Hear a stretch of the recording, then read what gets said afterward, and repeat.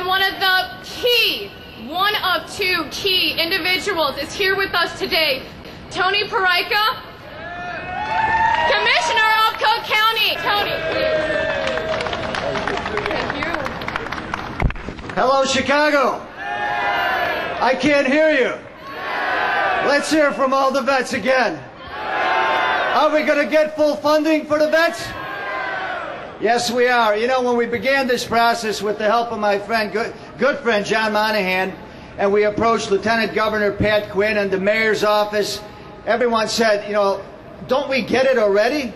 No, we don't have full funding of health care for the veterans. And this is an issue that we really need to address as a country, as a state, as a city, county, and our local community. When we began this process, we're debating whether or not we should go to Springfield to try to put this before the House of Representatives and the State Senate. And with all the dysfunction going on down there, we weren't sure that we could get it passed. Even an issue like this, we couldn't get it passed through the state legislature. So we said, let's go right to the voters. And as we were collecting signatures, everyone said, well, you won't get enough signatures to get it on the ballot. We got enough signatures and then some to get it on the ballot, didn't we? And then everybody said, well, that's one of the last issues on the ballot. Nobody's going to pay any attention to it. You'll be lucky if you break 50%.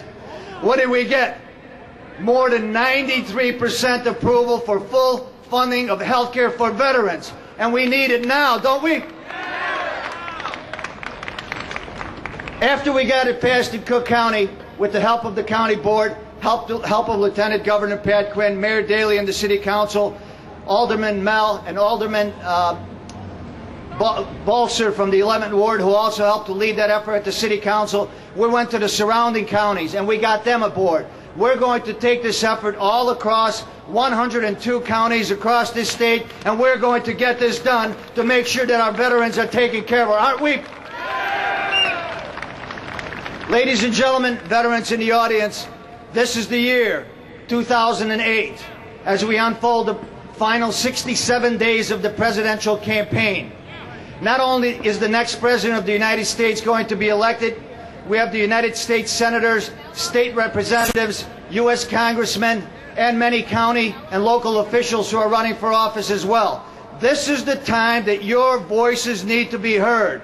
We want full funding of health care needs for the veterans in our community. Isn't that right? This is the time that you need to go to the elected officials and the candidates and tell them, if you're not going to support us on this issue, we don't need you. You don't belong on the ballot. Isn't that right? If we as a country of free people, 300 million strong, can't stand up and provide health care benefits and full funding of health care for those men and women among us who took that sacred oath, who gave their lives, who gave their limbs and parts of their bodies, who gave their time and efforts to protect this country and who are willing to die for this country, then what good are we as a country? We need to stand up and demand of our elected representatives, not empty words, not pleasant phrases, not promises, but today, right now, that the health care benefits are going to be provided for the veterans among us and provided right now. It's a shame. It's an absolute shame that the county hospital and the Hines Hospital, all the other veterans facilities that provide health care for vets, make them wait for 18 hours to get benefits that they're entitled to by the operation of law. We need to change that. It's an absolute outrage that veterans who are ready to die on behalf of this country have to live under bridges and highways and don't have a decent place to stay. It's an absolute outrage in the richest country in the world that the vets among us can't get health care and can't get decent housing. Are we going to change that? Ladies and gentlemen, we need to stand together as we have done to get this resolution on the ballot, as we got 93% of the voters in Cook County to support it. We need to stand together so that across the 50 states, all members of Congress, senators and congressmen get the message that we're not going to expect and accept empty phrases anymore, that what we want and what we need is to take care of our vets now and forever. And with your help, we're going to do it. Thank you very much. God bless you all. God bless America.